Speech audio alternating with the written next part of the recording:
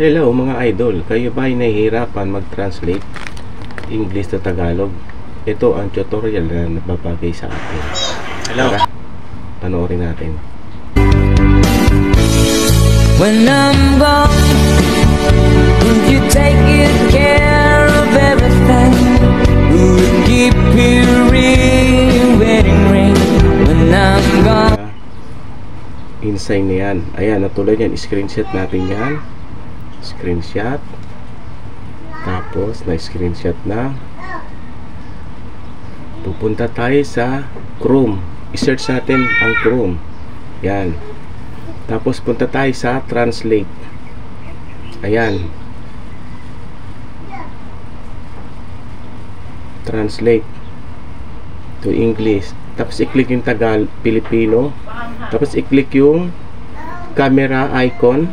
I-click yan. Tapos, mapupunta tayo dito. I-click yan. Only this time. Tapos, open yan. I-click yan. Yan ang in-screenshot natin. Ayan. I-click yan. Ayan.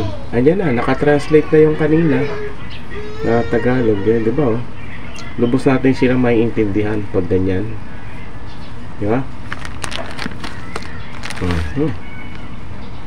Ayan, oh, diba? Yung hindi tayo natatakot tayo, diba? Kung ano yung mga nilalagay. Like, follow, and share. Thank you.